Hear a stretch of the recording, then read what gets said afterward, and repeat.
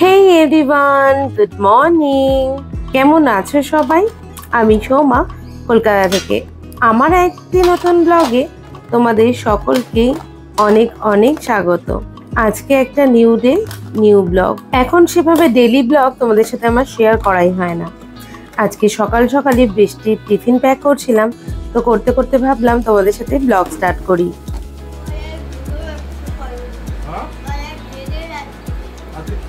দুজনেরই alternative class হচ্ছে, online offline দুটোই। সপ্তাহে 2 দিন এনার, সপ্তাহে 3 দিন ওনার, তো ওইভাবে হচ্ছে। তো এখন যাচ্ছেন ম্যাডাম। সবাইকে বাই বলো। আজকে আমার টেস্টও, ক্লাস টেস্টও রয়েছে, ক্যাটও চলে এলো। Bye bye. আসতে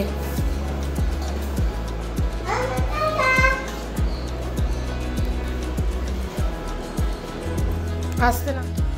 পুকুর বৃষ্টির নিউ সেশন স্টার্ট হওয়ার পরে তোমাদের সাথে সেভাবে ডেলি ব্লগই করা হয়নি, আসলে একদমই সময় পাই না। টাটা মাম্মা, টাটা। তো বৃষ্টির কিন্তু এবার ক্লাস 2 হয়ে গেছে, আর পুকু ক্লাস 8। প্রচন্ড চাপ দুজনকে নিয়ে। খালি দুজনের পড়াশোনার চাপ তা কিন্তু নয়, সাথে আমারও অনেক চাপ ওদেরকে নিয়ে। বৃষ্টিকে কিন্তু আমরা এই ফার্স্ট টাইমই পুলকারে দিলাম। বৃষ্টির জন্য কিন্তু খুব ভয়ে ভয়ে ছিলাম আমরা। পুকুর পুলকারও চেঞ্জ করে এই পুলকারটাই করা হয়েছে। সকাল সকাল আজকে আমাদের গোপু সোনাও উঠে পড়েছে। ছোট গোপু কিন্তু প্রায় 1 বছর মাসির বাড়ি থেকে ঘুরে এলো। গত জন্মাষ্টমীতে গেছিল আর এই পয়লা বৈশাখে এলো। কে বলবে ঘড়িতে এখনো 7টাও বাজেনি। সকাল সকাল বৃষ্টি চলে গেল স্কুলে, আর পুকুকে রেডি করছি, ও টিউশনে যাবে। দেখো ফ্রিজে থাকা আঙ্গুরের কি অবস্থা। এত গরমে সবজি ফল কিছুই ঠিক রাখা যাচ্ছে না ফ্রিজেও। এই গরমে কিছু খেতেও ইচ্ছে করে না, তাই জন্য বেশ কিছুদিন ধরে আমরা কিন্তু ভীষণই লাইট ফুড ট্রাই করছি। যেমন আজকে সকালে ব্রেকফাস্টে ছাতুর শরবত, অ্যালমন্ড, টক দই আর স্যালাড রেখেছি। Healthy and diet food. এখন কিন্তু আমাদের সেভাবে বাইরের কোনো ফাস্ট ফুড খাওয়াই হয় না, প্রায় কয়েক বছর হয়ে গেল। মান্থে একবার হয়তো বাইরে একটু রেস্টুরেন্টে খেতে গেলাম, এই যা। তাতেও কিন্তু একদমই কমছি না।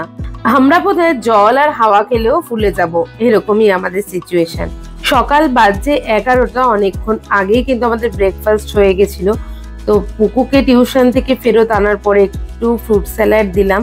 এগুলোই খাওয়া এখন এই গরমে খুব প্রয়োজন, তো আমরাও সাথে সাথে খেয়ে নিলাম একটু ফ্রুট স্যালাড, যেহেতু আজকে খুব বেশি একটা ভারী ব্রেকফাস্ট হয়নি।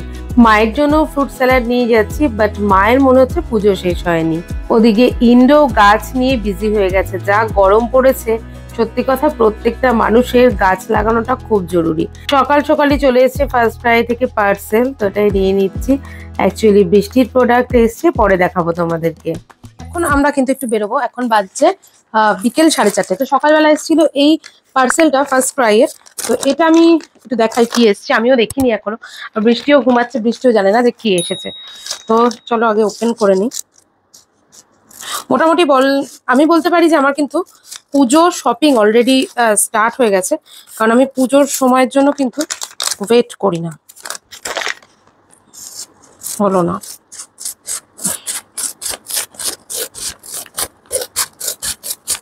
উপর দিয়ে কেটে ফেলেছিলাম।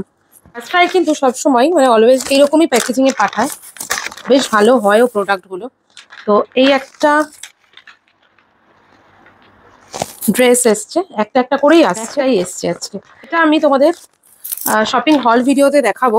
এটা একটা নিয়ন গ্রিন কালারের একটা ড্রেস অর্ডার করেছিলাম, তো সেটাই এসছে। আর অফ প্রাইস ছিল, সেজন্য কিন্তু ডিসকাউন্টেই পেয়েছি। সব ডিটেলস ভিডিও দেখাবো, যেহেতু আমার বেশ কয়েকটা পারচেস হয়েছে, প্রোডাক্ট আমি নিয়েছি, তো সেজন্য কিন্তু একবারে সবকটা হল দেখাবো।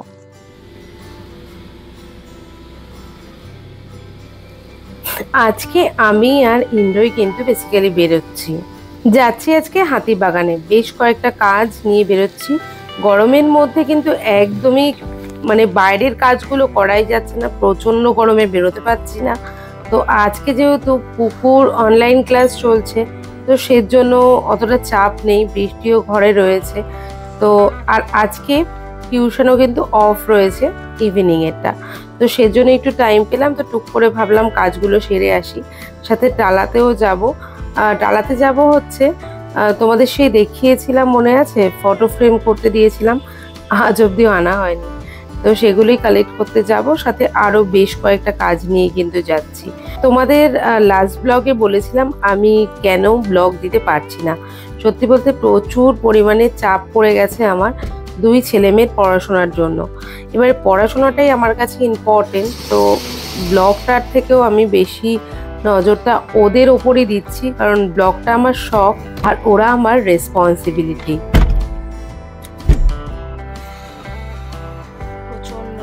সময় সুযোগ করে আমি কিন্তু সমস্ত ব্লগগুলো দিচ্ছি যেগুলো তোমরা পাচ্ছ।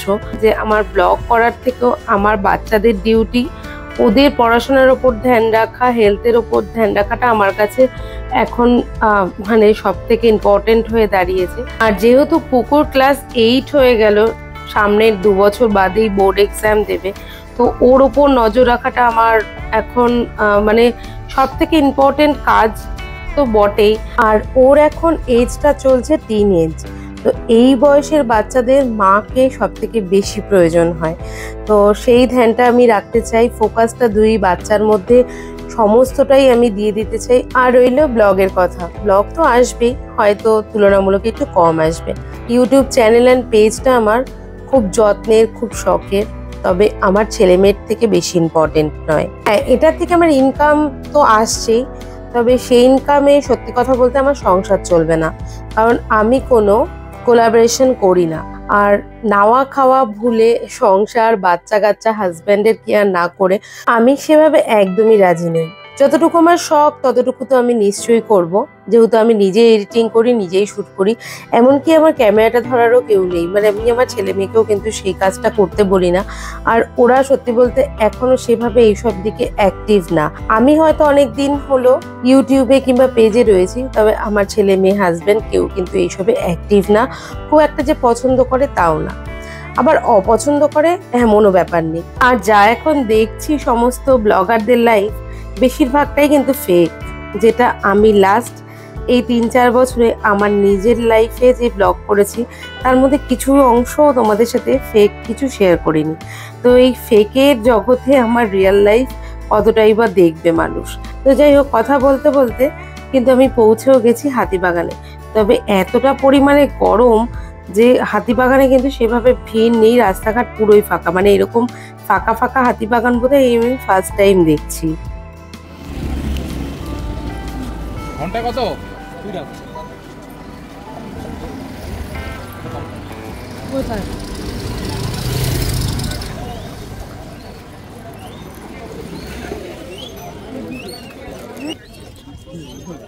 প্রথমেই যাচ্ছি কিন্তু কারুকাঞ্চন জুয়েলার্সে। তোমরা ফেসবুকে অনেকেই দেখেছিলে, আমার পেজটাতে আমি কারুকাঞ্চনের একটা ব্লগ শেয়ার করেছিলাম, যেটা তোমরা অনেকেই পছন্দ করেছিলে। ব্লগটা অনেক ভিউজও এসেছিল।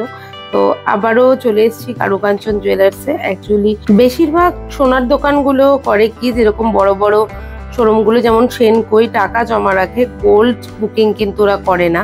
তবে কারুকাঞ্চন জুয়েলার্সে কিন্তু গোল্ড বুকিং হয়। এখন যেহেতু প্রচণ্ড হাই প্রাইস গোল্ডের, তো হেভি অ্যামাউন্টের জিনিস কিংবা হেভি ওয়েটের জিনিস তো একবারে নেওয়া একেবারেই পসিবল না এখনকার যা গোল্ড রেট দাঁড়িয়েছে। সেই ক্ষেত্রে বলবো এই জুয়েলার্সের যে স্কিমটা রয়েছে, যে ওরকম কোনো ব্যাপার নেই যে এত মাসের মধ্যেই নিতে হবে, সেরকম ব্যাপার নেই। তো পার মান্থ তোমরা যে কোনো অ্যামাউন্ট দিয়ে কিন্তু গোল্ড বুকিং করতে পারো, যেটা আমার খুবই ভালো লেগেছিল এই জুয়েলার্সের এই স্কিমটা। তো সেটাই আমি করে গেছিলাম। তো সেই স্কিমের টাকাটাই আমি দিতে এসেছি, যে এখানে টাকা জমা হয় না, যা অ্যামাউন্ট দেবে তুমি টাকার, সেই অ্যামাউন্টের কিন্তু গোল্ড বুকিং হয়ে যাবে। আর এই জুয়েলার্সের যে ডিজাইনগুলো, সেগুলো তোমাদের আগের ভিডিওতে দেখিয়েছি, আর আজকের ভিডিওতেও দেখাচ্ছি যে খুবই সুন্দর সুন্দর কালেকশন কিন্তু এখানে পাওয়া যায়। লাইট থেকে হেভি ওয়েট সমস্ত রকমই বেশ ভালো কালেকশন লেগেছে আমার। যেমন আমি সেনকো, সোনা খাজানা, পিসি চান্ডা এগুলো তো ঠিক আছে, কিন্তু এই জুয়েলার্সটাও কিন্তু আমার পছন্দের তালিকায় চলে এসছে, কারণ খুবই সুন্দর সুন্দর জুয়েলারি দেখলাম আমি আজকেও, খুবই লাইট ওয়েটের। পিসি চান্ডাতেও কিন্তু গোল্ড বুকিং স্কিম রয়েছে, তবে ওটা লিমিটেড টাইম পিরিয়ডের মধ্যে। পারচেস করতে হবে যে কোনো জুয়েলারি। তো কারুকাঞ্চন থেকে বেরিয়েই দেখলাম পুরো হাতিবাগান পুরো ফাঁকা। খুবই অদ্ভুত লাগলো, এত ফাঁকা ফাঁকা হাতিবাগান আমি বোধহয় ফার্স্ট টাইম দেখছি। কারণ এই জায়গাটা এলে কিন্তু লোক গিজগিজ করে, তবে একদমই মার্কেটে লোক ছিল না, সমস্ত স্টল গুলোও কিন্তু খোলা ছিল না। হ্যাঁ, চেন আছে, ছিঁড়ে যাবে না? আর কি প্রিন্ট আছে দেখি, এটা কাঁধে নেওয়া যাবে কিনা? ভেতরে এখানে আছে, আমি হাতে ধরলে কত করে? না 2 কেজি লাগবে আমার। দাদা মার্কেটের দাম 320 280 করে, ওটা দাম পড়বে 250 করে। তো দাম বেশি বলছো। আর ওটা 700 ml, এটা যদি আমি 1 কেজি করে বিক্রি করি এটা হলুদের নিলে নেই না, হলুদ দিলে এটা হলো একটা অ্যাশ কালার এরকম। দেখি অ্যাশ কালারটা দেখো। আর অফ হোয়াইট কালারেও নেই না? না, এটাই সুন্দর। ওপরেরটা ফাইবারের, ওটা ফাইবারের থাকে, কিন্তু গাছের মতো ভেঙে যাবে। আর আপনি গোনা 700 ml। এটা কি কিউট দেখতে। এটা কত বাবা? 250 বললে কি 250 হয় নাকি? 280 দাম হয়, আমি তো ওসব দাম বলবো না। এটা একটা আর কি দেবো? তোমার কোনটা দেবো? প্লেনটা দেখি, চেক করে দাও কিন্তু। একটা বলি রাখি, চেক করে দাও। ও এটা এই স্টিলেরই জাং করে যায়। কোনটা? না, স্টিলের জং কেন বলে? নারে মধ্যে মিশানো থাকে স্টিল আর লোহা, তবে জং পড়ে। জং পড়বে তবে ব্যবহারই করতে পারবে না।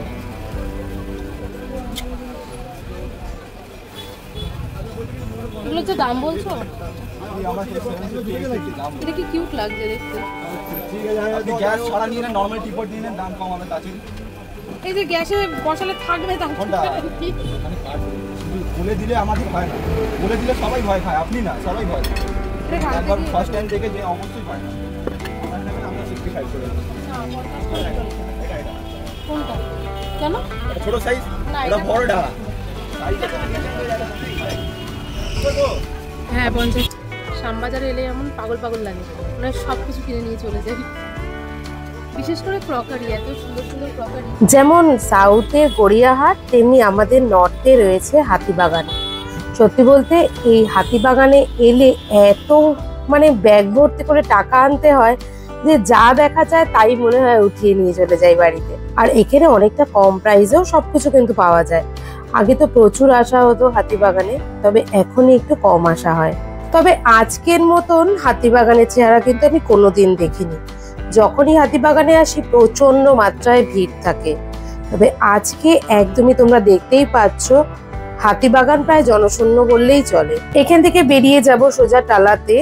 প্রিয়াঙ্কার বাড়ি থেকে ফটোগুলো কালেক্ট করে বাড়িতে জাস্ট ঢুকে পুকুর বৃষ্টিকে নিয়ে কিন্তু চলে এসেছি আরসালানে। সকালে বললাম আমরা লাইট খাই, তো পুকুর অনেক দিন ধরে ইচ্ছে করছে একটু বাইরে খেতে। তো এই গরমে বাইরে খেতে তো সত্যি বলতে একদমই মন চায় না, কিন্তু ওই যে কখনো কখনো বাচ্চাদের জেদ মানতেই হয়, মর্জি ইচ্ছে ওদের মেনে চলতেই হয়। পুকু বলছে আর কতদিন শুক্তো সেদ্ধ এগুলো খাওয়াবে, এবার তো একটু ভালো কিছু খাওয়াও। তো সেই ভালো কিছু খেতেই চলে এসেছি সোদপুর আরসালানে। যেহেতু এত গরম বাইরে, সেজন্য এভরিডে লাঞ্চ মেনুতে বাড়িতে রাখার ট্রাই করছি শুক্তো জাতীয় যে কোনো মেনু।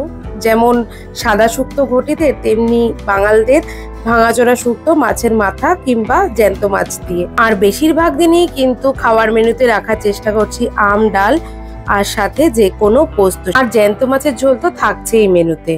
এসব খেয়ে নাকি পুকু বৃষ্টি একদম বোর হয়ে গেছে, তাই নাকি তাদের বাইরে খাওয়াতেই হবে। তবে এই গরমে সত্যি বাইরের খাওয়াটা ঠিক না। বেশ কয়েকদিন এটা ওটা বলে ওদের কাটিয়ে দিয়েছি, তবে আজকে আর পারলাম না। আরসালানে গিয়ে দেখি সে তো লাইন পড়েছে। প্রায় 20 মিনিট ওয়েট করার পরে কিন্তু আমরা সিট পেলাম। উপরে গিয়ে দেখলাম একটা সিটও খালি নেই, প্রচুর ভিড়। মানে এই গরমেও কিন্তু প্রচুর মানুষ রেস্টুরেন্টে খেতে আসছে, মানে যেটা আমাদের ধারণার বাইরেই ছিল। আমি আসার আগে পুকুকে বলছিলাম এই গরমে আবার কেউ বাইরে খায় নাকি। যাই হোক, আরসালানে এসে আমরা অর্ডার করেছিলাম একটা স্পেশাল মাটন বিরিয়ানি, একটা নর্মাল মাটন বিরিয়ানি। আর বৃষ্টি যেহেতু বিরিয়ানি ভালোবাসে না, খাবে নাই বললো, তো ওর জন্য বাটার তন্দুরি রুটি আর হচ্ছে মাটন ভুনা। এই ছিল আজকের আমাদের ডিনার মেনু। দারুণ হয়েছে। ওদিক দিয়ে কি করে দিই বলো তো? গ্রেভি একটু একটু সবাই নাও। স্পেশাল, বৃষ্টি স্পেশাল। আমাদের ছোট মেম্বার যে বড় হচ্ছে বোঝা যাচ্ছে।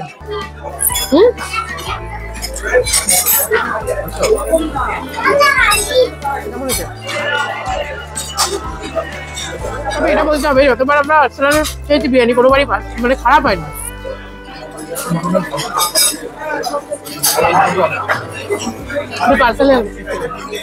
একটু গ্রেভি নি। আর্সেনাল থেকে এত বছর ধরে বিরিয়ানি খাচ্ছি, কোনোদিন কিন্তু এরকম পাইনি যে খারাপ। দাদা বৌদি খারাপ? দাদা বৌদি খারাপ পেয়েছি কখনো? দাদা বৌদি খারাপ পেয়েছি? দাদা বৌদিও খারাপ সেভাবে পাইনি। খারাপ পেয়েছি ডিবাপি থেকে। আর যেটা তোমরা গেলে, হ্যাঁ চিনি আমাদের পাশে হয়েছে কি ওটা মমিনা, মাটনের গ্রেভিটা দারুণ হয়েছে। গত 27শে মার্চ মমিনাতে খেয়েছিলাম হচ্ছে বিরিয়ানি, আর আজকে 27শে এপ্রিল আজকে খেলাম হচ্ছে আর্সেনালে। তবে আর্সেনালের বিরিয়ানিটা কিন্তু খুবই ভালো ছিল। কোথায় গেল? বেশ ভালো ছিল আর লাইট ভীষণ। এত প্রচন্ড গরমে বুঝতেই পারছো যে আজকে কতটা গরম। যে কটা প্রিপারেশন নিয়েছিলাম আমরা সবকটাই কিন্তু বেশ মানে ভালো হয়েছিল।